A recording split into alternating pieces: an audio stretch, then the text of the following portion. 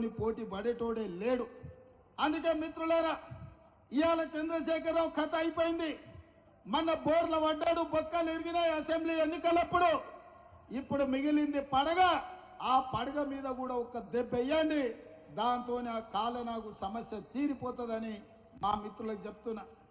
ఇవాళ మిత్రులారా, మా ఖమ్మం జిల్లా నాయకులు మొన్న మధ్యలో కలిసినప్పుడు నేను అడిగిన మా దుర్గా ప్రసాద్ను, మా బ్రహ్మయ్యను, ఏమన్నా అంటే ఏముందన్నా చంద్రశేఖరరావు ఓడించినాం, ఇక మాకు పెద్దగా పనేం లేదని. మా సోదరులు నేను ఒక మాట చెప్తున్నా, డిసెంబర్ 3 తారీఖు నాడు వచ్చిన ఫలితాలు సెమీఫైనల్స్ మాత్రమే.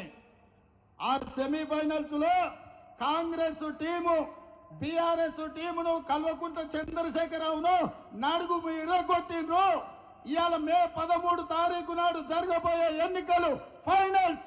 ఆ ఫైనల్స్ లో Telangana team versus Gujarat team. ఆ టీం కు నరేంద్ర మోడీ నాయకత్వం వహిస్తే తెలంగాణ టీం కు రాహుల్ గాంధీ గారు నాయకత్వం వహించబోతున్నారు. అందుకే మిత్రులారా, ఇవాళ మా తెలంగాణ 4 కోట్ల టీం మిత్రుల్ని, మెంబర్లని, సభ్యులని నేను అడుగుతున్నా, ఇవాళ గుజరాత్ను ఓడిద్దామా లేదా? గుజరాత్ను ఓడిద్దామా లేదా? గుజరాత్ను ఓడిద్దామా లేదా? మన తెలంగాణను గెలిపించుకుందామా లేదా? ఫైనల్స్ లో మనం గెలిచి ఛాంపియన్షిప్ మనం గుంజుకుందామా లేదా?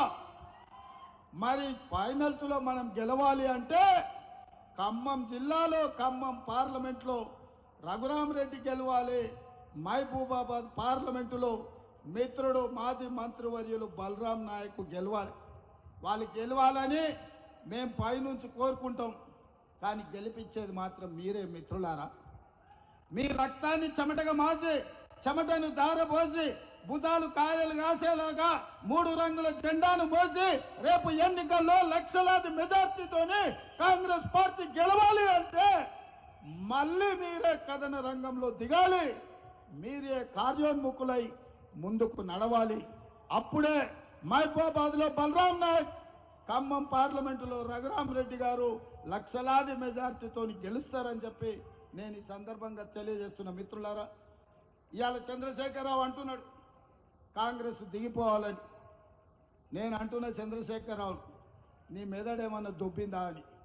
ఎందుకంటే 10 ఏళ్ళు ఈ దేశాన్ని పట్టి పీడించిండు నరేంద్ర మోడీ. 10 ఏళ్ళు ఈ రాష్ట్రాన్ని దోసుకున్నావు నువ్వు.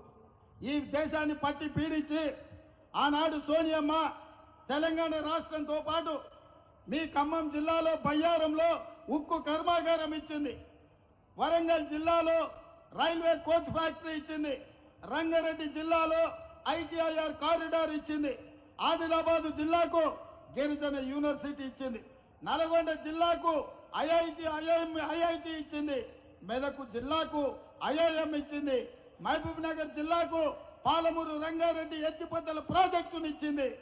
వీటన్నిటిని కూడా పడావు పెట్టి పండబెట్టి తెలంగాణకు అన్యాయం చేసింది, తెలంగాణకు ద్రోహం చేసింది భారతీయ జనతా పార్టీ. మరి అట్లాంటి భారతీయ జనతా పార్టీ ఇవాళ ఎన్నికల్లో ఓట్లు అడుగుతున్నది. ఇదే కాదు, మన పార్లమెంటు బడ్జెట్ సమావేశాల సందర్భంగా నరేంద్ర మోడీ గారు తెలంగాణను అవమానించిండ్రు.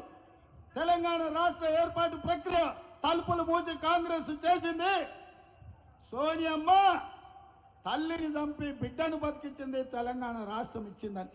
నేను బీజేపీ నాయకులను అడుగుతున్నా, మీకేమైనా సిగ్గుందా? మళ్ళీ మా తెలంగాణకు వచ్చి సీట్లు అడగడానికి, ఓట్లు అడగడానికి. తెలంగాణ ఏమి ఇవ్వకపోను ఇవాళ తెలంగాణను అవమానించుకుంటూ మాట్లాడింది. అందుకే మిత్రులారా, ఇవాళ ఈడొకటి ఉన్నది, రగన్నాథ్ తీసుకో, అది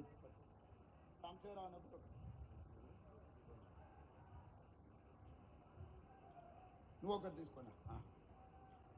మిత్రులారా, ఇవాళ ఇక్కడ చూడండి, మనం బయ్యారం ఉక్కు కర్మాగారం అడిగితే బీజేపీ మన గాడిద గుడ్డి ఇచ్చింది. మనం రైల్వే కోచ్ ఫ్యాక్టరీ వరంగల్కి అడిగితే బీజేపీ గాడిద గుడ్డి ఇచ్చింది. మనం ఐటీఐఆర్ కారిడార్ అడిగితే